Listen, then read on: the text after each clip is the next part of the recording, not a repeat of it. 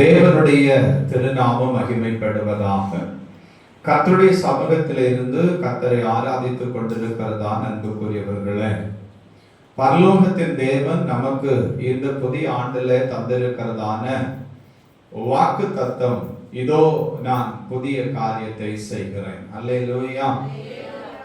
இதோ நான் புதிய காரியத்தை செய்கிறேன். தேவனுடைய நாமம் மகிமைப்படும்படிக்கு இந்த புதிய ஆண்டுல கர்த்தருடைய சமூகத்தில் நின்று கர்த்தரை ஆராதித்துக் கொண்டிருக்கிறதான, அவருடைய ஆலயத்திலே இருந்து அவருடைய நாமத்தை மகிமைப்படுத்தி கொண்டிருக்கிறதான நம் ஒவ்வொருடைய வாழ்க்கையிலும் தேவன் புதிய காரியத்தை செய்ய போகிறார். அல்லேலூயா.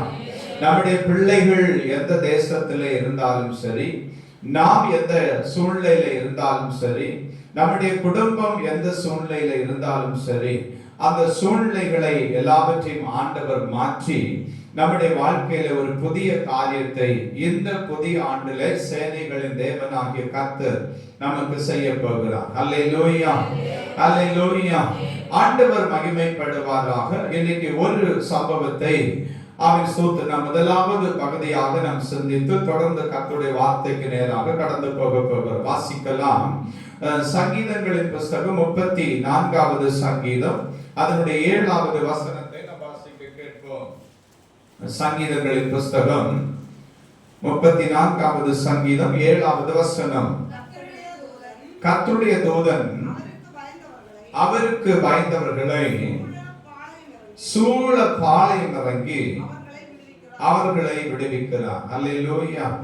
கர்த்தருடைய தூதன் அவருக்கு பயந்தவர்களை சூழ பாளையம் இறங்கி அவர்களை விடுவிக்கிறார். இன்றைக்கு அவன் ஸ்தோத்திரம். இன்றைக்கு இந்த செய்தியினுடைய எல்லா பகுதியையும் நாம் என்ன செய்ய முடியாதுன்னா தியானிக்க முடியாது. நான் கூடுமானவரையிலும் உங்களோடு கூட ஆண்டுடைய வார்த்தையை பேசுகிறேன். அப்போ இன்றைக்கு ஆண்டவர் நமக்கு சொல்லுகிறதான ஒரு செய்தி என்ன தெரியுமா? கர்த்தருடைய தூதன் அவருக்கு பயந்தவர்களை சூழ பாளையம் இறங்கி அவர்களை பாதுகாக்கிறார். அல்லேலூயா. தேவனுடைய சமூகத்திலிருந்து கர்த்தரை ஆராதித்துக் கொண்டிருக்கிற நமக்கு ஒரு ஆசீர்வாதம் இந்த புதிய ஆண்டுல கடந்து வருகிறது. என்ன அப்படின்னா, முதலாவது பாதுகாப்பு என்கிறதான புதிய காரியத்தை தேவன் நம்முடைய வாழ்க்கையில செய்ய போகிறார். அல்லேலூயா, அல்லேலூயா. நமக்கு மிக முக்கியமான ஒரு காரியம் என்ன அப்படின்னா, மிக முக்கியமான ஒரு ஆசீர்வாதம் என்ன அப்படின்னா, தேவனுடைய பாதுகாப்பு நமக்கு மிகவும் அவசியமான ஒன்று. அல்லேலூயா. ஒரு நாள் சாப்பிடாட்டி கூட நமக்கு ஒன்றும் செய்யாது. கர்த்தருடைய பாதுகாப்பு இல்லாம இருந்தா நாம பெரிய உபத்திரவத்துக்குள்ள என்ன செய்யப்பட்டுடுவோம் அப்படின்னா தள்ளப்பட்டு விடுவோம். அப்போ ஆண்டவருடைய சமூகத்தில இருந்து கர்த்தரை ஆராதித்துக் கொண்டிருக்கிறதா அன்புக்குரியவர்களே, அவருக்கு பயந்தவர்கள் எல்லாருக்கும் அந்த பாதுகாப்பு என்கிறதான புதிய காரியம் என்ன செய்யாதுன்னா இந்த வருஷத்துல கிடைக்காது அப்படிங்கிற ஒரு வார்த்தையும் கூட நான் சொல்லி செய்திக்கு நேர போறேன். ஏன்னா அவன் ஸ்தோத்திரம், நிச்சயமாகவே முடிவு உண்டு, நம்பிக்கை வீண் போகாது அப்படிங்கிறதான ஒரு வாக்கு தத்தத்தை நாம் எடுத்துட்டோம் அப்படின்னு சொல்லி வச்சுக்குவோம். அவன் ஸ்தோத்திரம். தேவனுடைய நாமம் மகிமைப்படுவதாக. நாம துன்மார்க்கமாக ஜீவித்து நாம அவன் ஸ்தோத்திரம் தேவனுடைய சமூகத்திலே வந்து ஒரு வாக்கு தத்தத்தை எடுக்கிற போது அந்த வாக்கு தத்தம் நம்ம பார்த்து என்ன சொல்லுது அப்படின்னா, நிச்சயமாகவே முடிவு உண்டு, நம்பிக்கை வீண் போகாது அப்படின்னு சொல்லுது. ஆனா நம்முடைய வாழ்க்கை எப்படி இருக்குது அப்படின்னா துன்மார்க்கமா இருக்குது. அப்ப துன்மார்க்கமா இருக்கிறதான நமக்கு வந்து முடிவு உண்டுன்னு தான் வாக்கு தத்தமே தவிர, அவன் ஸ்தோத்திரம் நீ செய்கிற எல்லாவற்றிலும் நான் உன்னோட கூட இருந்து உனக்கு நல்ல முடிவை தருவேன் அப்படின்னு சொல்லி நாம் அதை எடுத்துக்கொள்கிறதுனால அந்த வாக்கு தத்தம் என்ன செய்யாதுன்னா நம்முடைய வாழ்க்கையில நிறைவேறாது. அல்லேலூயா. என்ன பொறுத்த வரைக்கும் நான் உங்களுக்கு ஒண்ணு சொல்லுவேன். அவன் ஸ்தோத்திரம் தேவ சமூகத்துல இந்த நாம இப்ப என்ன செய்தோம்னா வாக்கு தத்த வசனங்களை நாம தேவ சமூகத்துல எடுத்துக்கொண்டோம். இதை விடவும் நான் உங்களுக்கு புரியும்படி இன்னும் ஒரு காரியத்தை சொல்லுவேன்னு சொன்னா, வரக்கூடிய ஆண்டுல நம்முடைய திருச்சபை ஆவிக்குள்ளாக வளருகிற திருச்சபையாக மாறணும் அப்படிங்கிறதுக்காக நான் அவன் பெருமூச்சோடு அங்கலாய்ப்போடு சொல்லுகிற ஒரு காரியம் என்னன்னு சொன்னா, எனக்கும் நம்முடைய திருச்சபைக்கும் உங்கள் எல்லாருக்கும் சேர்த்து கர்த்தர் என்னோடு கூட பேசி அவர் தந்திருக்கிறதான வாக்கு தத்தத்தை நாம இங்க என்ன செய்திருக்கிறோம்னா பிரிண்ட் வச்சிருக்கிறோம். அப்ப அதே போல உங்கள் தனிப்பட்ட ஆவிக்குரிய ஜீவிதத்திற்காகவும் உங்களுடைய புதிய ஆண்டினுடைய ஆசீர்வாதத்திற்காகவும் உங்களை புதிய ஆண்டிலே தேவன் எப்படி நடத்த போகிறார் என்பதை நீங்கள் அறிந்து கொள்ளும்படிக்கும் இங்கே வந்து வாக்கு தத்தத்தை எடுத்து சந்தோஷப்படுறதை விட தேவ சமூகத்தில் ஜெபித்து அவருடைய வார்த்தையை கேட்டு அந்த வாக்கு தத்தத்தை நாம எடுக்கிறதா இருந்தா இன்னும் நாம் ஆவிக்குள்ளாக வளர்ந்தவர்கள் என்கிறதான ஒரு எண்ணம் நமக்குள் நம்முடைய திருச்சபைக்குள் உருவாகிவிடும். புரிஞ்சுச்சுல நான் சொன்னது? அல்லேலூயா. அதனால நீங்க இதை எடுக்கிறதுக்காக நான் உங்களை குற்றப்படுத்தவோ அவமானப்படுத்தவோ இல்ல, நீங்க அதை புரிஞ்சு கொள்ளணும். அப்ப நீங்க கேட்கல, பாஸ்டர் எல்லாரோட கர்த்தர் பேசுவாரு அப்படின்னு சொல்லி கேட்டா, அவர் தகப்பன், நாம் பிள்ளைகள். அல்லேலூயா. அவர் தகப்பன், நாம் பிள்ளைகள். அதனால தகப்பன் நிச்சயமாக பிள்ளைகள் அவன் தேவ சமூகத்திலே போய் அழுகிற போது, தேவ சமூகத்திலே கேட்கிற போது நிச்சயமாக அவர் என்ன செய்வார்னா பேசுவார். அல்லேலூயா.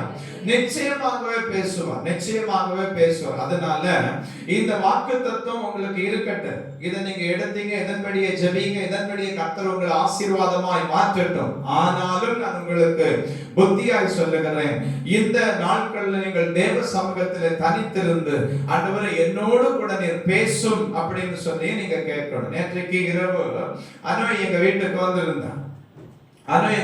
வந்திருந்தான்.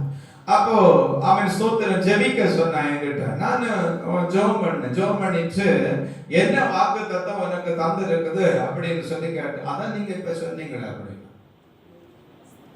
இப்ப ஜெபம் பண்ணீங்களா, அதுதான் வாக்கு தத்தம் அப்படின்னா. அல்லேலூயா. உனக்கு என்ன வாக்கு தத்தம் அப்படின்னு சொல்லி கேட்டப்போ அவன் சொன்ன பதில், அதான் இப்ப சொல்லிட்டீங்களே பாஸ்டர், இதுதான் எனக்கு தந்த வாக்கு தத்தம் அப்படின்னு சொல்லி. அப்போ தேவன் நிச்சயமாய் பேசுவான். அல்லேலூயா. அவன் ஸ்தோத்திரம். நான் பிள்ளைகளுக்காக நிறைய பேருக்காக நான் ஜெபித்து அனுப்பினப்போ உங்களுக்கு கையில என்ன வாக்கு தத்த வசனம் கிடைச்சிருந்துச்சோ அதே அவன் ஸ்தோத்திரம் வார்த்தை தான் நான் உங்களுக்கு சொல்லி ஜெபித்து இருக்கிறேன். பிரைஸ் எல்லாம். அப்போ என்னோடு கூட இருந்து உங்களுக்கு தரப்பட்டதான வாக்கு தத்தத்தை ஆண்டவர் உறுதிப்படுத்துவாரே. ஆனால் நீங்கள் ஜெபிக்கும் போது உங்களுக்கு தரப்பட்டதான வாக்கு தத்தத்தை அவர் உறுதிப்படுத்துகிறது மாத்திரமல்ல, உங்களோடும் அவர் பேசுவார். அல்லேலூயா. அதனால கர்த்தருடைய சமூகத்துல நீங்க ஒருவேளை சொல்லலாம், நிறைய வேலை பாஸ்டர், வேலை இருக்கட்டுமா. ஆகாருக்கு நிறைய பிரச்சனை இருந்துச்சு. அந்த அம்மா பாருங்க, வனாந்தரம் முழுசு அழுதுகிட்டே போச்சு. அந்த அம்மாவுடைய ஒரே ஏக்கம் என்ன அப்படின்னு சொன்னா, என் பிள்ளைய காப்பாற்ற முடியலையே ஆண்டவர் அப்படிங்கறதான ஒரே ஒரு ஏக்கம் தான். அந்த அம்மா அழுதுகிட்டே போச்சு. அவன் ஸ்தோத்திரம். கொஞ்ச நேரத்துல தண்ணி தீர்ந்துருச்சு, கையில இருந்ததான தண்ணி தீர்ந்து போச்சு. பிள்ளைய வந்து அம்புபாயும் தூரமா கொண்டு வச்சிருச்சு. ஆகார் வனாந்தரத்துல சத்தம் போட்டு அழுது. ஆண்டவர் கேட்கிறாரு, அவன் ஸ்தோத்திரம், பிள்ளையின் சத்தம் கேட்டு ஆகாரிடத்துல ஆண்டவர் கேட்கிறாரு, ஆகாரே உனக்கு என்ன சம்பவித்தது? அப்பதான் ஆகார் சொல்லுது, நான் ஆபிரகாம நம்பிட்டு இருந்தேன். அந்த ஆபிரகாம் தந்த தண்ணி எனக்கு தீர்ந்து போச்சு. எனக்கு யாரையும் முன்ன பின்ன பார்த்து பேசி அப்படி வாழ்ந்த பழக்கம் இல்லை. நான் இப்ப வனாந்தரத்தில் நிக்கிறேன். நான் என் பிள்ளைய ஜீவிக்கணும், எனக்கு ஒரு வழி காட்டுங்கப்பா அப்படின்னு சொன்ன உடனே ஆண்டவர் பாருங்க, ஒருவரும் கண்டிராத ஒரு நீரூற்றை ஆகாருக்காக திறந்தார். அல்லேலூயா. அல்லேலூயா. அப்ப ஜெபம் பண்ணா நீரூற்று திறக்கவும் செய்யும், ஜெபம் பண்ணி நீரூற்று மூடவும் முடியும். அல்லேலூயா. ஒரு பூமியை பிளக்க வைக்கிறதுக்கும் ஜெபிக்கிற மனுஷனால முடியும். அவன் ஸ்தோத்திரம், ஒரு பூமியை மூட வைக்கிறதுக்கும் ஜெபிக்கிற மனுஷனால என்ன செய்யணும் முடியும். அல்லேலூயா. அதனால கர்த்தருடைய சமூகத்தில் இருக்கிறதான கர்த்தருடைய பிள்ளைகள் என்ன செய்யணும் அப்படின்னு சொன்னா, இந்த ஆண்டுல விசேஷமாக தேவனுடைய பாதுகாப்பு என்கிறதான அந்த புதிய காரியத்தை ஆண்டவர் உங்கள் வாழ்க்கையில செய்யும்படிக்கு நீங்க பேசிக்கா செய்ய வேண்டியதான ஒரு காரியம் என்ன அப்படின்னா, கடந்த ஆண்டுகளிலே தேவ சமூகத்துல இருந்ததை பார்க்கலாம் அதிகமாக ஒரு 10 நிமிடம் கூட கூட்டிக் கொள்ளுங்க. நான் ஒரே அடியா சொல்லல, மைக் அடிச்சு விழுந்துருவீங்க நீங்க.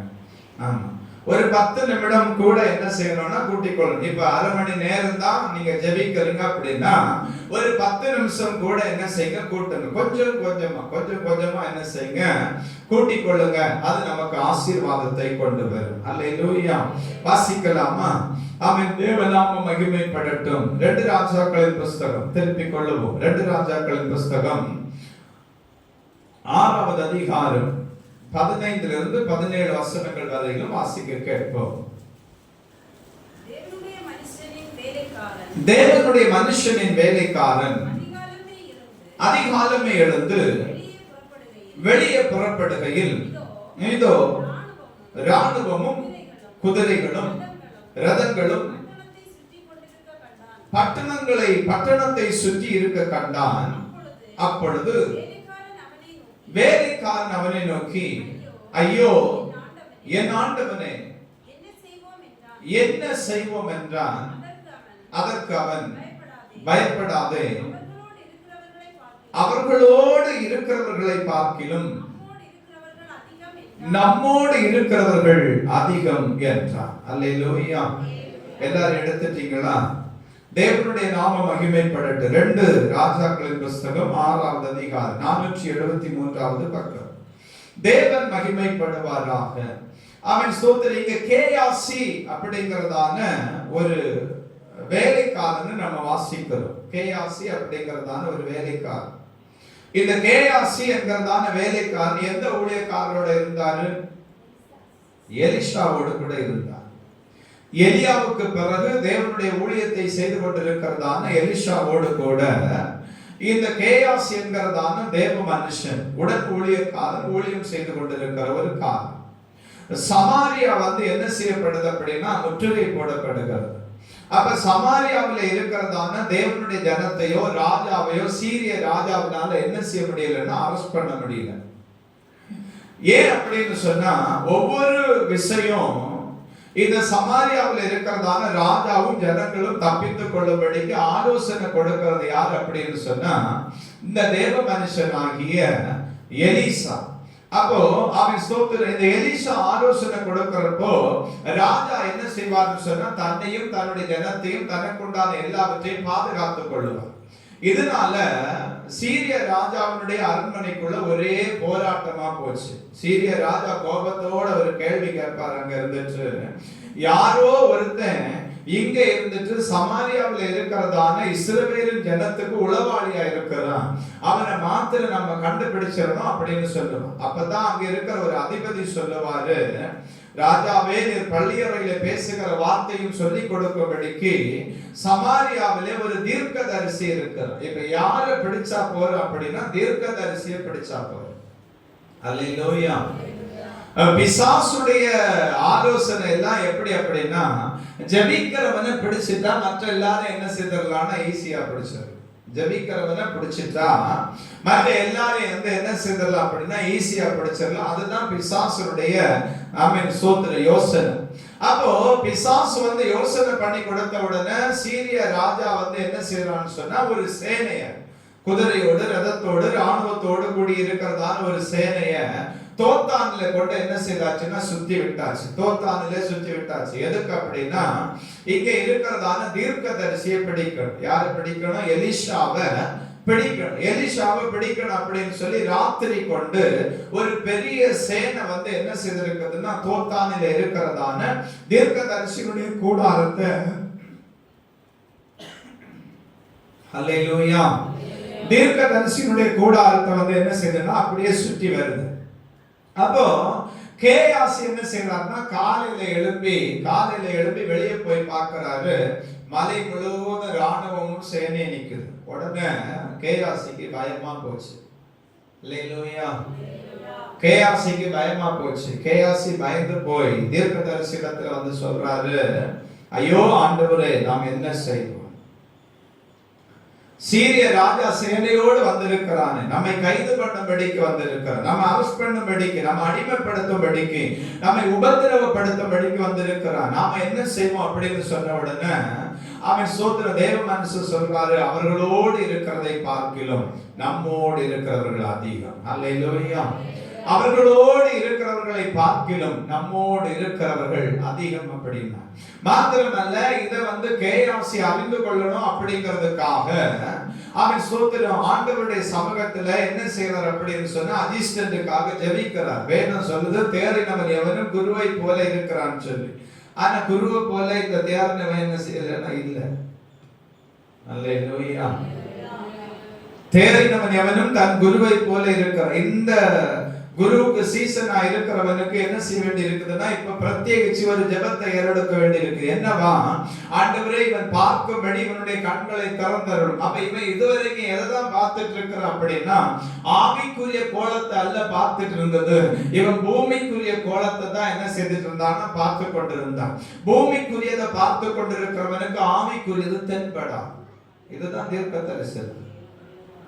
அல்லேலூயா. நம்ம ஓட்டம் பூமிக்குரியதை பார்த்து ஓடுகிறதற்காக தேவனால் நாம் அழைக்கப்படவில்லை. அவன் ஸ்தோத்திரம் ஆவிக்குரியதை பார்த்து ஓடும்படிக்கு தேவனால் நாம என்ன செய்யப்பட்டிருக்கிறோம், அழைக்கப்பட்டிருக்கிறோம். ஆண்டவருடைய சமூகத்தில இருந்து கர்த்தரை ஆராதித்துக் கொண்டிருக்கிற அன்புக்குரியவர்களே, இப்போ ஒரு கேள்வி நீங்க வைக்கலாம். அப்ப பூமிக்குரிய எந்த ஆசீர்வாதமும் எங்களுக்கு வேண்டாமா பாஸ்டர்? எங்களுக்கு பிள்ளைகள் இருக்குது இல்லையா? எங்களுக்கு வீடு வேண்டாமா, வாசல் வேண்டாமா, பிள்ளைகளை படிக்க வைக்க வேண்டாமா, திருமணம் செய்து கொடுக்க வேண்டாமா, பிள்ளைகளை நாங்க கருத்தில் எடுத்து சந்தோஷப்பட வேண்டாமா? இதுதானே தலைமுறை தலைமுறையாக நம்முடைய தேசத்தில் நடந்து கொண்டிருக்கிறதான நடைமுறை. இதை நீங்க வேண்டாம்னு சொல்லி ஒரேடியா ஒதுக்குறீங்களா அப்படின்னு சொல்லி கேட்டால் இல்லை அன்புக்குரியவர்களே. உங்களோடு கூட நானும் பிள்ளைகளை கருத்தில் எடுத்து சந்தோஷப்பட வேண்டும் என்று சொல்லி வாஞ்சித்து தேவ சமூகத்தில் அங்கலாய்க்கிறவன். ஆனால் ஒன்று, இவைகள் அனைத்தும் நாம் இந்த உலகத்தில் விட்டு விட்டு போக வேண்டியது. புரியுது உங்களுக்கு? இவைகள் அனைத்தையும் நாம என்னதான் செய்யணும் அப்படின்னு சொன்னா, பலத்தின் மிகுதினால 80 வருஷம் அப்படின்னு சொல்லப்பட்ட அந்த ஆண்டுகளின் முடிவிலே நாம சமதரித்தது எல்லாவற்றையும் விட்டுட்டு தான் போகணும். சாலமோன் அதனால தெளிவா சொன்னாரு, நான் எல்லாத்தையும் சமதரிச்சு வச்சிருக்கிறேன், யார் ஆள போறான்னு சொல்லி எனக்கு தெரியல, இதுவும் மனசுக்கு மாயையும் சஞ்சலமுமா இருக்கிறதுன்னு ஒரே வார்த்தையில ஞானியாகிய சாலமோன் சொல்லி வைத்துட்டார். அப்ப ஆண்டவருடைய சமூகத்தில் இருக்கிறதான அன்புக்குரியவர்களே, நம்மை குடும்ப வாழ்க்கையில இணைத்து நமக்கு தலைமுறைகளை தந்தவர். அந்த தலைமுறைகளை வளர்க்கத்தக்கதான ஆசீர்வாதங்களை தேவன் நமக்கு தருவார். அந்த தலைமுறைகளை வளர்த்து கர்த்தருக்காக அவன் தேசத்தில் நிறுத்தத்தக்கதான ஒரு கிருபையையும் ஆண்டவர் நமக்கு தருவார். அந்த தலைமுறைகள் நாம் நம்முடைய ஓட்டத்தை முடித்து ஓடுகிற போது ஆண்டவருக்குள்ளே நிற்கத்தக்கதாக அவர்களுக்காக ஒரு பெருமூச்சோடு கூடிய விண்ணப்பத்தை ஏறெடுக்கும்படிக்கு தான் கர்த்தர் நம்மை ஜீவனோடு இந்த பூமியில வைத்திருக்கிறது. புரியுதா உங்களுக்கு?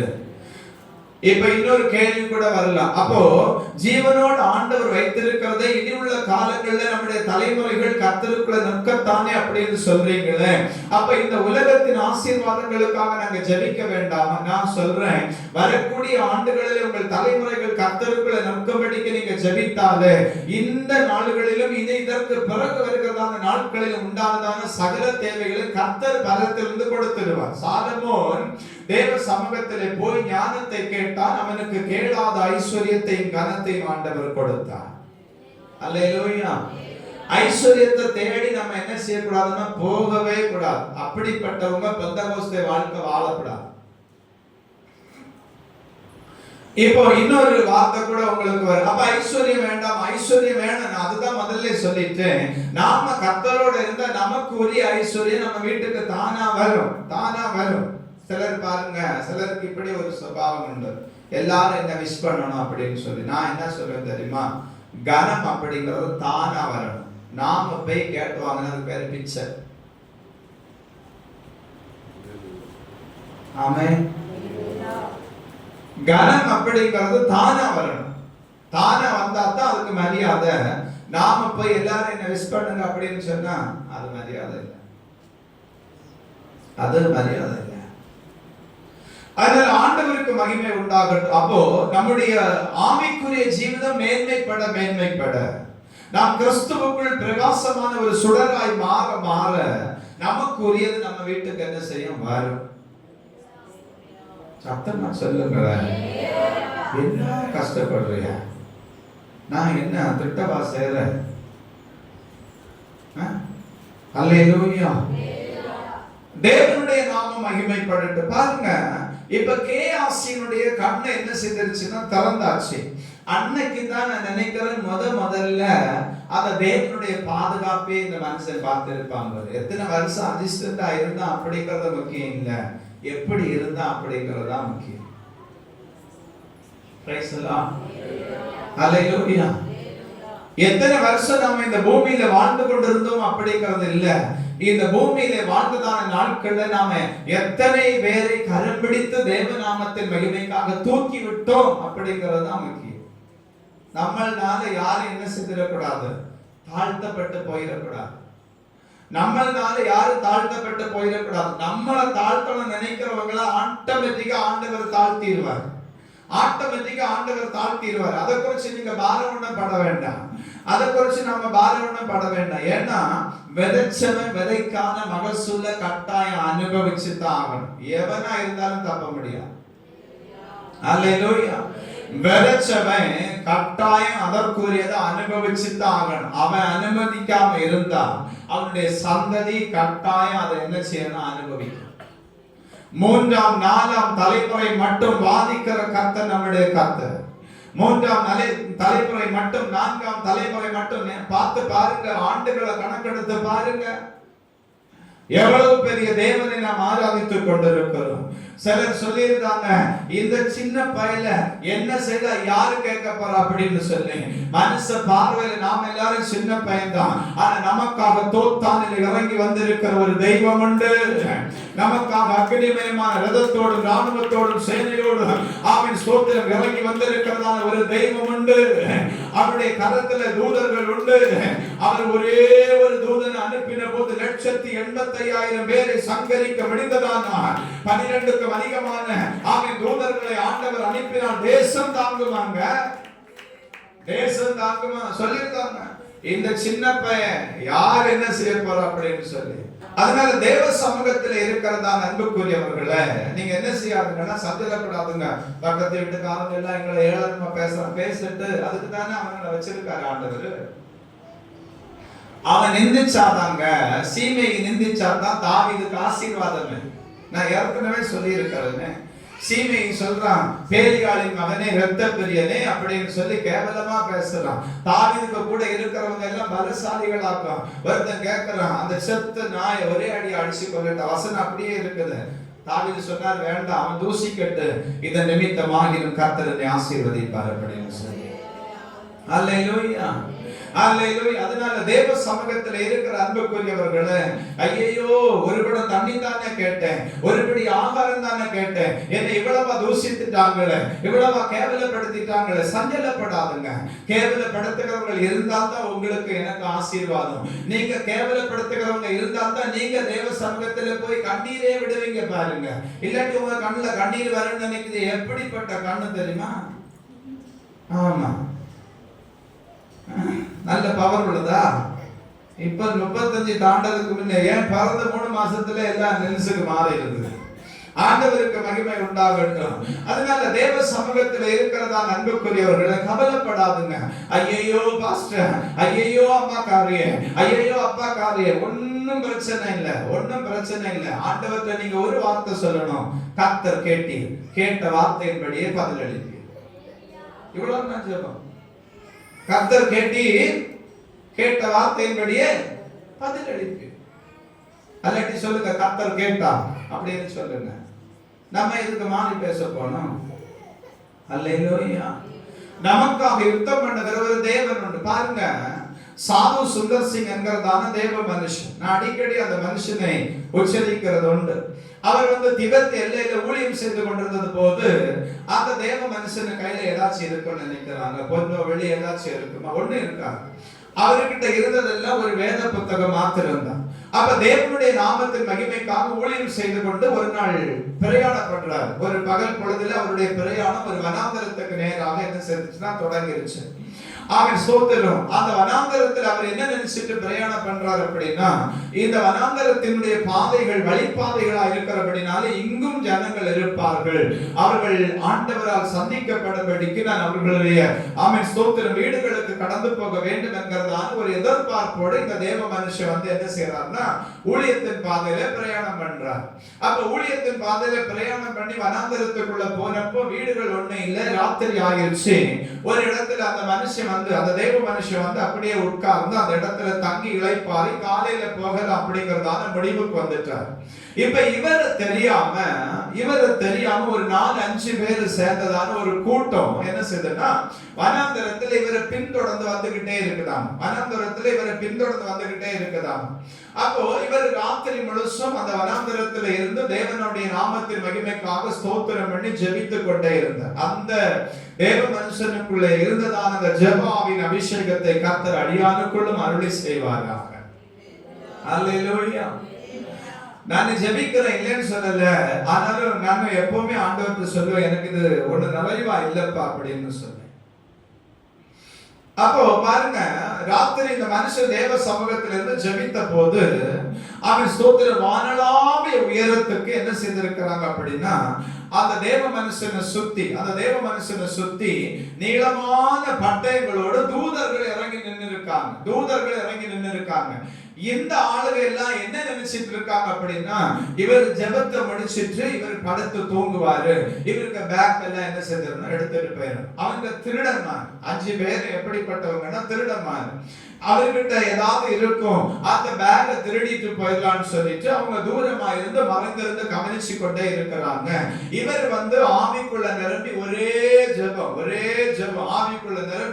ஜெபம் வனாந்தரத்துல இருந்து எப்பவுமே ஜெபிக்கும் போது பரிசுத்த ஆவியானவருக்கு ஒப்பு கொடுத்து தான் அந்த தேவனுடைய பிரசன்னத்தை உணர்ந்து தான் ஜெபிக்கணும். நாம தேவ சமூகத்துல ஜெபிக்க ஆரம்பிக்கிற போது நம்மோடு கூட எண்ணிக்கை கடங்காத பெருமூச்சோடு நமக்காக வேண்டுதல் செய்கிறவரும் விண்ணப்பிக்கிறவருமாய் கர்த்தருடைய ஆவியான நம்மோடு கூட வருவார். அல்லேலூயா. நாம ஆவிக்குள்ளாக ஜெபிக்கும் போது நம்ம பக்கத்துல இருந்து பரிசுத்த ஆவியானவர் நமக்காக பெருமூச்சோடு விண்ணப்பம் பண்றதை நாம ஆவிக்குள்ள உணர முடியும். அல்லேலூயா. அந்த ஆவிக்குரிய அனுபவம் என்னுடைய திருச்சபைக்கு வேணும், எல்லாருக்கும் வேணும். பிரைஸ் எல்லாம். ஒரு ஃபாஸ்டிங் பிரேயர்ல மாத்திரம் அந்த ஆவிக்குரிய அனுபவம் நமக்கு இருந்தா போதாது. எல்லா நாளுகளிலும் எல்லா நேரத்திலும் அந்த ஆவிக்குரிய அனுபவம் என்ன செய்யணும்னு சொன்னா இருக்கணும். அப்ப ஆண்டவருடைய சமூகத்துல இருந்து கர்த்தரை ஆராதித்துக் கொண்டிருக்கிற தேவ பிள்ளையே, நேரம் கடந்து போயிட்டே இருக்குது. இந்த கள்ளமாறு உறங்காம காவல் எதுக்காக அப்படின்னா எப்படியாவது ஹேண்ட்பேக் எடுத்துட்டு போயிடணும் அப்படின்னு சொல்லி கள்ளமாறு காவல் இருந்து நேரம் விடிஞ்சிருச்சு. வெளுத்த உடனே நேரம் நல்லா விடிந்த உடனே இந்த 5 பேர் வந்து இந்த ஐயாட்ட கேட்டிருக்கிறாங்க, ஐயா ராத்திரி எல்லாம் உங்களை சுத்தி வான் உயரத்துக்கு பட்டயத்தோடு கூட ஆட்கள் நின்றார்களே, அவங்க எங்க இருந்து வந்தாங்க? இவர் சொன்னாரா, எனக்கு தெரியாது. இல்ல நாங்க பார்த்தோம் எங்க இருந்து வந்தாங்க அப்படின்னு சொல்லி இந்த வார்த்தையை நான் சொல்லும் போது அந்த ஆவியானுடைய பிரசன்னத்தை நான் உணர்றேன். அப்ப இந்த வார்த்தைய அவன் சொல்லி திரும்பவும் கேட்கிறாங்க, அவங்க எங்க இருந்து வந்தாங்க, நீங்க யாரு, நீங்க என்ன செய்றீங்க அப்படின்னு சொல்லி கேட்ட உடனே இவர் இந்த 5 பேருக்கு என்ன செய்திருக்கிறாருன்னா, நான் இயேசுவோட ஊழியத்தை செய்றேன், நான் ஆண்டவருடைய பிள்ளை, நான் தேசத்துல சுவிசேஷம் அறிவிக்க போறேன் அப்படின்னு சொல்லி அவங்களுக்கு சொல்லி இந்த 5 பேரும் சாஷ்டாங்கமா அந்த தேவ மனுஷனுடைய பாதத்தில் விழுந்து இந்த ஆண்டவருக்கு மகிமையாக நாங்களும் வாழுவோம் அப்படின்னு சொல்லி ஒத்துக்கொண்டாங்க. அதுதான் கர்த்தர். அல்லேலூயா. பாதுகாப்பு என்கிறதான புதிய காரியத்தை தேவன் சாது சுந்தர் சிங் என்கிறதான தேவ மனுஷனுக்கு செய்தது போல இந்த புதிய ஆண்டுல நமக்கும் என்ன செய்வார்னா தம்முடைய பாதுகாப்பு என்கிறதான புதிய காரியத்தை நமக்கு, நம்முடைய தொழிலா இருக்கலாம், நம்முடைய வியாபாரமா இருக்கலாம், நம்முடைய பிள்ளைகளுடைய பிரயாணங்களா இருக்கலாம், பிள்ளைகளுடைய வேலை காரியமா இருக்கலாம், எல்லாவற்றிலும் இந்த புதிய ஆண்டுல தேவனுடைய பாதுகாப்பு என்கிறதான ஆசீர்வாதத்தை கர்த்தர் நிச்சயமாய் தருவார். அல்லேலூயா. அல்லேலூயா.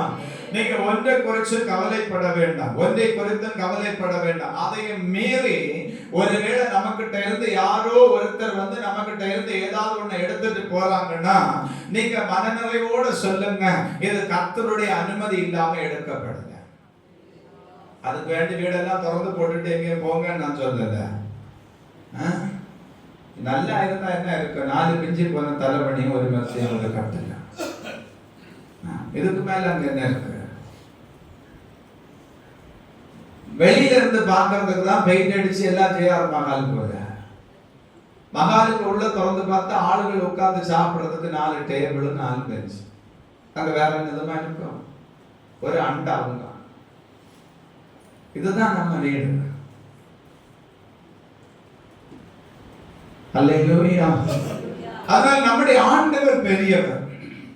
நம்முடைய ஆண்டவர் பெரியவர். அவராக செய்யக்கூடாத அதிசயமான காரியம் ஒண்ணுமே இல்லை பாருங்க, ஒண்ணுமே இல்லை. நீங்க கவலைப்படாதீங்க. இந்த ஆண்டுல ஒரு புதிய பாதுகாப்பை தேவன் உங்களுக்கு தருவார். உங்களுக்கு மாத்திரமல்ல, நம்முடைய திருச்சபையில் இருக்கிற அத்தனை குடும்பங்களுக்கும் தருவார். அத்தனை குடும்பங்களுக்கும் அப்படின்னு சொல்லுகிற போது ஆழத்தோடு ஆவிக்குள்ளாக இருத்தி கடினத்தோடு ஒரு வார்த்தையை சொல்லுகிறேன்.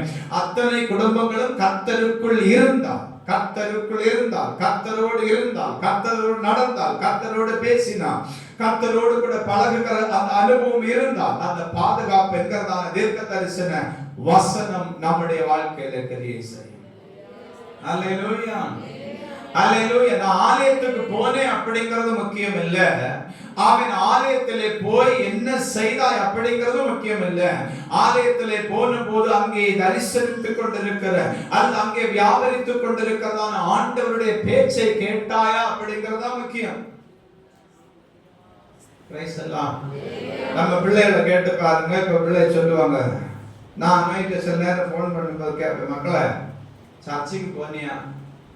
ஆமா போனேன் அப்படின்னா. ஊழியத்தை செய்தியா? அப்படின்னா ஆமான்னு சொல்றேன். அது இன்னைக்கு எனக்கு சண்டே ஸ்கூல் ஊழியம் இருக்கு, வாலிபர் ஊழியம் இருக்கு, நான் அதுக்கெல்லாம் போகணும், அதனால நான் இன்னைக்கு சாயந்தரம் தான் ரூமுக்கு போவேன். அப்ப அது யாரை கனப்படுத்துகிறதா இருக்குது அப்படின்னு சொன்னா, நாம் ஆராதிக்கிறதான தேவனை, நம்மை ரட்சித்ததான தேவனை, தாயின் கர்ப்பத்தில் இருந்து நம்மை தெரிந்து கொண்டதான தேவனை கனப்படுத்துகிறதா இருக்குது. இன்னொருத்தர் நம்ம கேட்போம், ஆலயத்துக்கு போனியா? ஆமா பாஸ்டர், நீங்க கேட்பீங்கன்னு தெரியும் இல்லையா, அதனால காலத்து ஆலயத்துக்கு போனேன். அப்ப இந்த ரெண்டுக்கு வித்தியாசம் எப்படி? ஒருத்தர் சொன்னா நான் ஆலயத்துக்கு போனேன், நான் ஊழியத்தை செய்தேன். இன்னொருத்தர் சொன்னா நான் ஆலயத்துக்கு போவேனா போக மாட்டேனா அப்படிங்கறத நீங்க எனக்கு கேட்பீங்க இல்லையா, உங்ககிட்ட பொய் சொல்லவும் முடியல, அதனால நான் போனேன் அப்படின்னு. அப்ப ஆக 2 பேரும் ஒரே ஆலயத்துக்கு தான் போனாங்க. 2 பேருடைய சிந்தனை 2 விதமா இருந்தது, 2 பேருடைய செயல்பாடு 2 விதமா இருந்தது. இப்ப யார கர்த்தர் ஆசீர்வதிப்பார், யார கர்த்தர் பாதுகாப்பார்? பதில் நீங்க சொல்லுங்க. நான் சொன்னா தானே குற்றம். நெற்றிக்கண் தரப்பினும் குற்றம் குற்றம் என்று மற்றவன் சொல்லும். சொல்லுங்க. அல்லேலூயா. இன்னும் இருக்கு பாருங்க, வாசிக்கலாமா? யாத்திராகமத்தை திருப்பி கொடுங்க 10:23. நான் நீங்க அன்னைக்கு இந்த வசனம் சொன்னேன் உங்களுக்கு.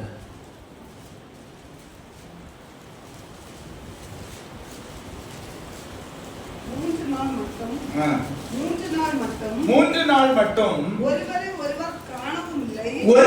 ஒருவர் காணவும் இல்லை,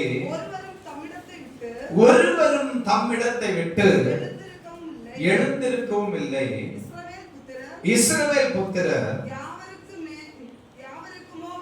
யாவருக்குமோவெனில் அவர்கள் வாசஸ்தலங்களில் வெளிச்சம் இருந்தது. நடத்துங்கம்மா பாருங்க. தேவன் எகிப்தில வந்து வாதைகளை கட்டளை இடுகிறார். இந்த இருள் எத்தனாவது வாதை? கொஸ்டின் அதெல்லாம் கேட்காதுங்க பாஸ்டர். சரி விடுங்க. இருள் அப்படிங்கறதான ஒரு வாதை வந்து என்ன செய்திருக்குதுன்னா எகிப்து தேசத்துல வந்து இருக்குது. இப்ப எகிப்து தேசத்துல தான் யார் இருக்கிறா அப்படின்னா 6 லட்சத்துக்கும் அதிகமான புருஷர்கள், கிட்டத்தட்ட 40 லட்சம் பேர் அங்கதான் இருக்காங்க. இந்த எகிப்தியருடைய கூடாரங்களிலும் அரண்மனையிலும் இருந்தவங்களை குறிச்சு வேதத்தில் நம்ம வாசித்தோம். 3 நாளா ஒருத்தர் உட்கார்ந்த இடத்தை விட்டு எழும்பல. என்ன பாடுபட்டிருக்கோம் அந்த வீடு நீங்க நினைச்சு பாருங்க. என்ன பாடுபட்டிருக்கோம். சுருக்கமா சொல்ல போனா பஸ் ஸ்டாண்ட்ல இருக்கிற டாய்லெட் மேல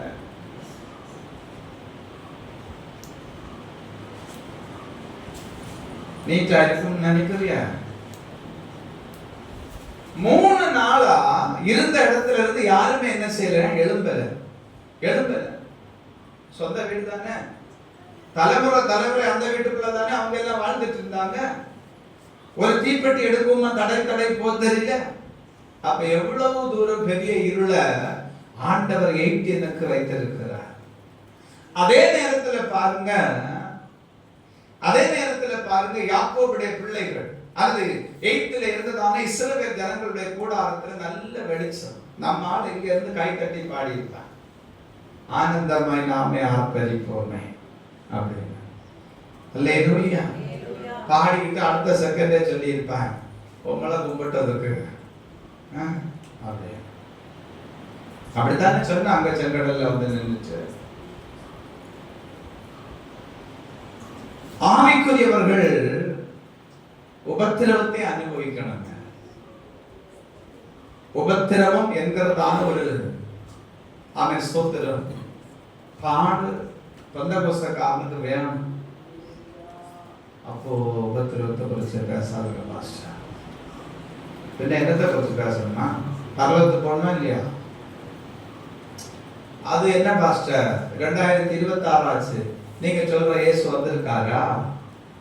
நான் சொல்றேன், சபைக்குள்ள இருக்கிற நீயே இன்னும் உபத்திரவத்தை சுமக்கிறதுக்கு நான் ரெடி, ஆண்டவருடைய சிலுவையை சுமக்கிறதுக்கு நான் ரெடிங்கிறதான வார்த்தை உனக்குள்ள வரலையே, அப்ப எப்படி ஆண்டவர் வருவார்?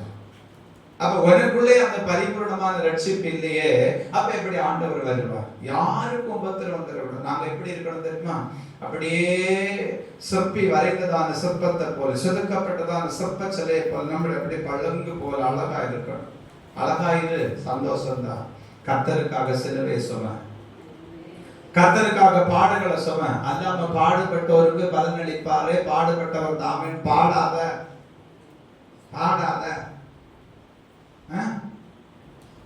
பாடுபட்டோர்க்கு பலனளிப்பாரே, கூடும் நமக்கோ குறைவில்லா பலனையே கூவியே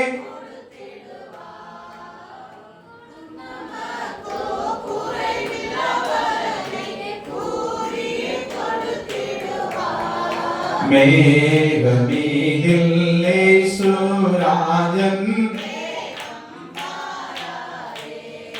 மேகமீதில் இயேசுராஜன்.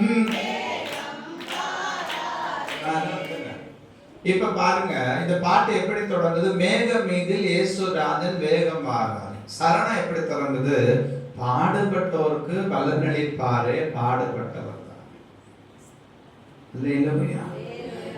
ஆவிக்குரிய ஜீவிதம் அப்படிங்கிறது சாது சுந்தர் சிங்குக்கு தேவ பாதுகாப்பு இருந்துச்சு, உண்மைதான், இல்லைன்னு சொல்லல.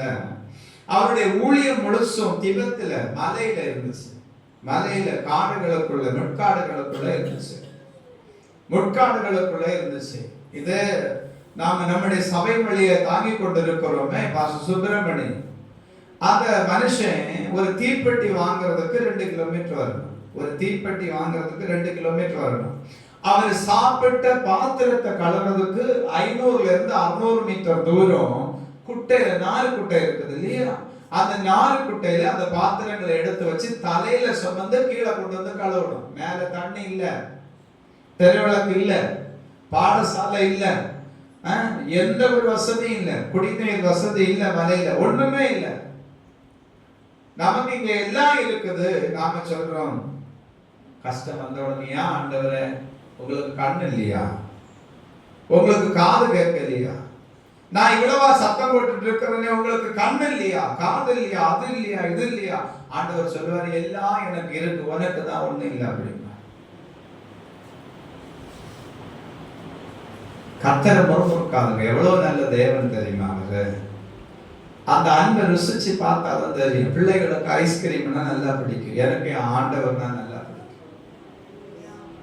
3 நேரம் பிரியாணி சாப்பிடுறத விட, பாஸ்தாவும் பிஸ்தாவும் எல்லாம் சாப்பிடுறத விட, முந்திரி பருப்பெல்லாம் சாப்பிடுறத விட எனக்கு ஆண்டவருடைய வசனத்தை சாப்பிடுறது அவ்வளவு இன்பம்.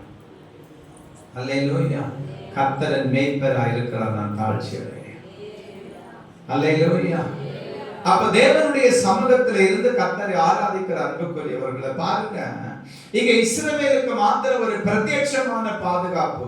எல்லாரும் இருட்டுல தடவிட்டே இருக்கிறாங்க. 3 நாள் அரண்மனையில இருக்கிறவங்க இருந்து ஆண்டி வரைக்கும் தடவி கொண்டு இருக்கிற போது இங்க இருக்கிற அவன் சோத்துல எல்லாரும் சேர்ந்து அந்த பக்கமா பார்த்திருந்தா வெளிச்சம் தெரிஞ்சிருக்குமா இல்லையா?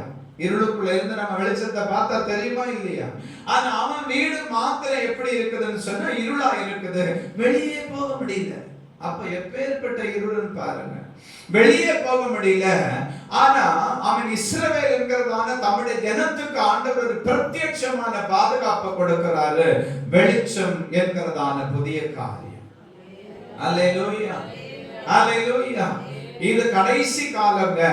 இந்த கடைசி காலத்துல நம்ம கர்த்தரை ஆராதித்துக் கொண்டிருக்கிறோம். இந்த கடைசி நாட்கள்ல கர்த்தரை ஆராதித்துக் கொண்டிருக்கிற நமக்கு தேவனுடைய பாதுகாப்பு எப்பவுமே உண்டு, எப்பவுமே உண்டு. பாருங்க, அமெரிக்க தேசத்துல ஒரு மனுஷன் ஒரு பெரிய வீட்டை பூமிக்கு அடியில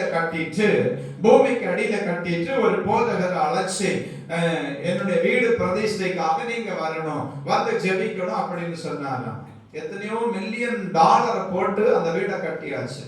அப்ப இந்த மனுஷன் தேவ மனுஷன் போய் கேட்டாரேப்பா, எதுக்காக நீ இவ்வளவு பெரிய வீட்டை கட்டி இருக்கிற? வரவிருக்கிறதான சூரிய புயலுக்கு நான் தப்பித்துக் கொள்ளும்படிக்கு பூமியின் அடியாளத்துல ஒரு வீட்டை கட்டி இருக்கிறேன். உங்களுக்கு தெரியும்னு நினைக்கிறேன், சதாம் ஹுசேன் அப்படிங்கிறதான ஒரு மனுஷன் இருந்தார்.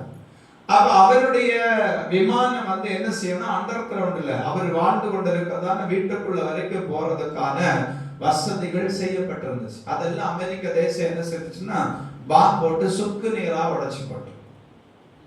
அப்போ இந்த தேவ மனுஷன் சொன்னாரா, எனக்கு ஒன்னும் இத்தனை கோடி டாலர் எல்லாம் போட்டு செலவு பண்ண வேண்டிய ஒரு அவசியமே இல்லை. உடனே அந்த மனுஷன் சொல்லியிருக்கிறான் பணக்காரைய, பாஸ்டர் அப்படி சொல்றீங்க, நான் இவ்வளவு டாலரை செலவு பண்ணி ஒரு வீட்டை கட்டியிருக்கிற நானும் என்னுடைய மனைவி பிள்ளைகளும் பாதுகாக்கப்படணும் அப்படின்னு சொல்லி இவர் சுருக்கமா சொன்னாராம். 91 சங்கீதத்துல வசனம் இருக்குது, உன்னதமானவரின் மறைந்து இருக்கிறவன் சர்வ வல்லவரின் நிழலில் தங்குவான் இருக்குது. எனக்கு சூரிய புயல் வந்தாலும் சரி, அக்கினி காற்று வந்தாலும் சரி, இந்த வசனம் என்னை பாதுகாக்கும். அல்லேலூயா. பல கோடி டாலர் போட்டு வீடை கட்டி பிரதிஷ்டை பண்றதுக்கு கூப்பிட்டவனுக்கு இப்ப சங்கன்னு ஆயிப்போச்சு. நம்ம எல்லாம் இப்ப வீட்டுக்கு முள்வேலி போடலாமா, கேமரா போடலாமா, சேட்டலைட்ல கண்காணிக்கலாமான்னு பார்க்கிறோம். ஆனா நம்ம எல்லாத்துக்கும் மேல கண்காணிக்கிற ஒருத்தர் உண்டு. அல்லேலூயா. நம்ம எல்லாரையும் கண்காணித்து கொண்டிருக்க. நான் கடந்த நாள்ல சொன்னேன், அடுத்த பட்சத்துல நம்முடைய சபைக்கு கேமரா போடும். யார் வாங்க, யார் கேட்டு திறக்கிற. ஏன் நான் அதை சொன்னேன்னா, இந்த பெரிய கேட்டுக்கு ஒரு அடையாளம் நான் வச்சிருந்தேன். இந்த பெரிய கேட்டு ஒரு நாள் திறந்துருது. நான் பூட்டு போட்டிருக்கிறேன். பூட்டாதான் இருந்துச்சு, கெட்டாதான் இருந்துச்சு. பூட்டை யாரோ கொண்டு போனாங்க. அல்லேலூயா. எனக்கு ஒரு அடையாளம் உண்டு. அப்ப அந்த அடையாளம் வச்சு நான் அந்த கேட்டை பூட்டி இருந்தேன். ஆனா அந்த கேட்டு திறந்து இருந்துச்சு. உடனே நான் வெல்டிங் காரனை கூப்பிட்டேன், அவனை காட்டி கொடுத்தேன், பூட்டெல்லாம் போட்டு காட்டி கொடுத்தேன். பாஸ்டர் இவ்வளவுதான விஷயம், நமக்கு ஒரு ஸ்பாட் வச்சிருக்கோம், இனி திறக்கா. ஏன் நம்ம பிள்ளைங்களுக்கு ஒரு நாள் பிரேயர் பண்றப்ப நானே சொல்லி கொடுத்தேன், இப்படி செய்தா போற திறந்துடும். சாவியை கீழே விட்டுட்டாங்க, சாவியை கீழே விட்டுட்டாங்க. வந்து அங்கலாய்க்கிறாங்க, எங்க இருக்குது? நான் சொன்னேன், நான் இப்ப வர முடியாது, நான் சொல்றபடி செய்ய கேட்டு திறக்கும். இனி திறக்கா. இனி சாவி கீழே விழுந்தா வீட்டுக்கு போயிருந்தேன். அல்லேலூயா, அல்லேலூயா. அப்ப நம்மை கண்காணிக்கிறவர், பாதுகாக்கிறவர் ஒருவர் உண்டு. அவர் இந்த ஆண்டுல உங்கள் ஒவ்வொருவருக்கும் புதிய காரியத்தை செய்வார். நீங்க யாரும் கவலைப்படாதிருங்க. ஆனா வசனத்தை பிடிச்சிட்டு இதோ நான் புதிய காரியத்தை செய்வேன்னு சொல்லி இருக்கிறேன். வனாந்தரத்திலே வழிகளை, மவாந்தர வழிகளில் ஆறுகளை உண்டாக்கும் என்று சொல்லி இருக்கிறீங்களே. எனக்கான புதிய காரியம் எங்க? அப்படி கேட்கணும் ஆண்டவர்கிட்ட. எனக்கு நீங்க செய்வேன்னு சொன்ன புதிய காரியம் எங்க? ஏன் எனக்கு அதை நீங்க அதை காண்பித்து தரல? ஏன் அந்த ஆசீர்வாதத்தை எனக்கு தரல? இந்த ஆசீர்வாதம் என் கரத்துல வராம இருக்கிறதுக்கு நான் உங்களுக்கு விதமா செய்து போன பாவம் என்ன? நான் யாரை எப்படி கடிந்து கொண்டேன் அதை எனக்கு தெரியப்படுத்துங்க. நான் பாவ அறிக்கை செய்து நான் உங்ககிட்ட ஒப்புரவாகி இந்த ஆசீர்வாதத்தை நான் சுதந்திரிச்சு கொள்றேன். எனக்கு நீங்க சொல்லித்தாருங்க. நம்ம என்ன செய்வோம் தெரியுமா? நம்ம செய்த குட்டாமண்டி எல்லாம் மறைச்சுக்கிட்டு, ஆண்டவரே நிறைவேற்றித்தார். அவர் மேல இந்த வானத்தை பொத்தா போடுவாரு. அல்லேலூயா. சாப்பிடுற பாத்திரமே ஒருக்கா கழுவாம இருந்தா நாளை போகுது, அடுத்த நேரம் சாப்பிட முடியலையே. அப்ப ஆசீர்வாதத்தை தரவர் பார்க்க மாட்டாரா? இது நாத்தமா இருக்குதா நல்லதா இருக்கான்னு பார்க்க மாட்டாரா? அதனால தேவ சமூகத்துல இது ஒண்ணுதான் சொல்லி இருக்கிறேன். இன்னைக்கு நான் முடிக்கிறேன். இன்னும் 4 பாயிண்ட் இருக்குது. நான் ஒவ்வொரு வாரமும் பேசுவேன். ஆண்டவர் மகிமைப்படுவார், நிச்சயம் உங்களை ஆசீர்வதிப்பார். ஆனா ஒண்ணு நீங்க செய்யணும். நீங்க எந்த இடத்துல விழுந்தீங்களோ அந்த இடத்துல இந்த ஆண்டவருக்கு அறிக்கை செய்யணும்.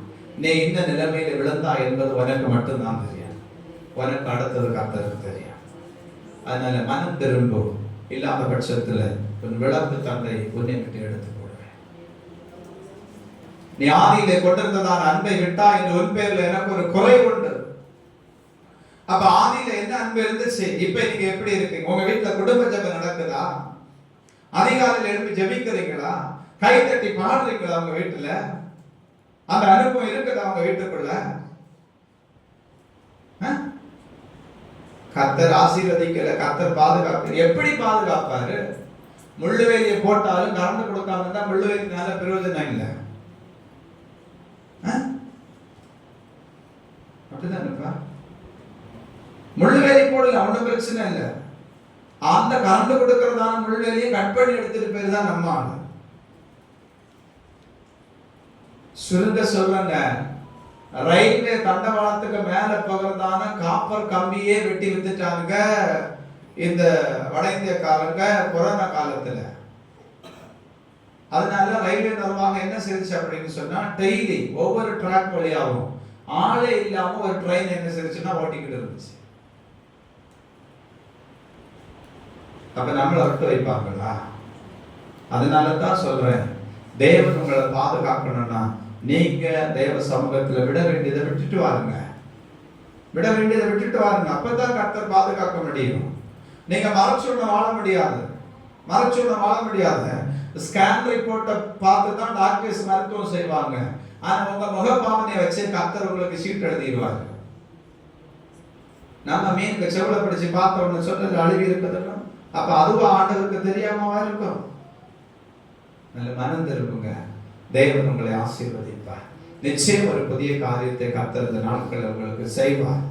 அந்த ஆசீர்வாதம் உங்களுக்கு வர நீங்கள் தேவ சமூகத்திலே ஒப்புரவாங்க. பிள்ளைகளும் அப்படித்தான், பிள்ளைகள் அப்படி எத்தனை வசனம் படிச்சதுன்னு கேட்டா ஒன்னொன்னும் அப்படியே மாறி பார்த்த போல பார்க்க. வசனத்தை படி, வசனம் தான் அவனுடைய பாதைக்கு வெளிச்சம், வசனம் தான் அவனுக்கு ஞானம்.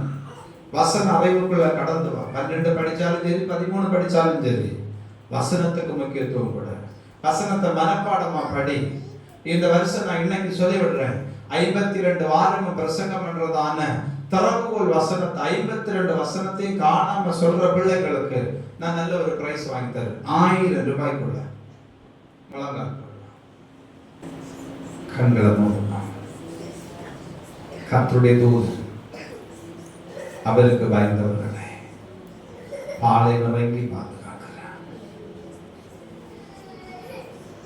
தேவனுடைய சமூகத்தில் என்றுதான் தீர்க்கதரிசியை பாதுகாக்கும்படி தோத்தான் முழுவதும் அக்னிமயமான சேனை பரலோகத்தில் இறங்கி வந்தது.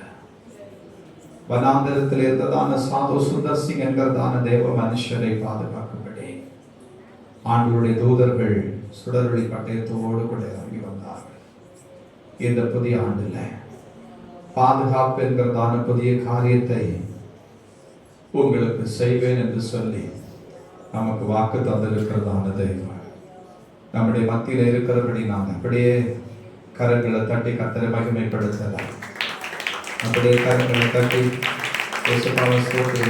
நன்றி அதிகாரங்கள் உள்ளதோடு நம்மளை மேற்கொள்கிறோம்.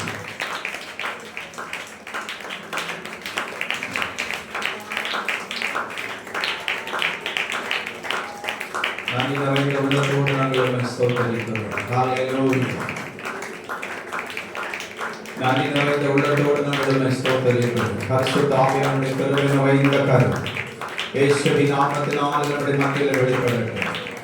அவர் எல்லாரும் சேர்ந்து கரங்களை தட்டி ஆண்டவரே பாதுகாப்பு என்கிறதான புதிய காரியத்தை கர்த்தர் எங்களுக்கு செய்யப்படுற நல்ல கிருபை செய்வதற்காக கோடான கோடி ஸ்தோத்திரங்கள் சொல்லி கர்த்தரை மகிமைப்படுத்தலாம். Praise the Lord. நன்றி அப்பா, நன்றி.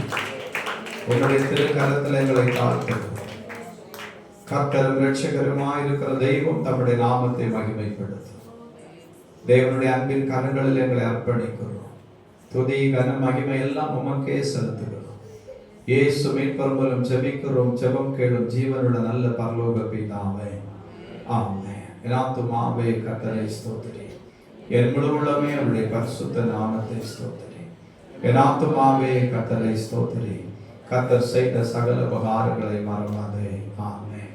கர்த்தராகிய இயேசு கிறிஸ்துவின் கிருபையும் பிதாவாகிய தேவனுடைய அன்பும் பரிசுத்த ஆவியாருடைய ஐக்கியமும் சிநேகமும் சமாதானமும் என்றும் என்றும் உங்கள் அனைவரோடும் நம்முடைய சபையின் எல்லா விசுவாச மக்களோடும் தூரத்திலும் சமீபத்திலும் அந்நிய தேசத்திலுமாயிருக்கிறதான நம்முடைய பிள்ளைகள் சகோதரர்கள் எல்லாரோடும் அவன் தேசத்தின் பரிசுத்தவான்களோடும் கர்த்தருடைய ஆசீர்வாதம் தேவனுடைய வருகை பரியந்தம் தங்கி இருப்பதாக. ஆமென். ஹல்லேலூயா, ஹல்லேலூயா, ஹல்லேலூயா. கர்த்தர் உங்களை ஆசீர்வதிப்பார்.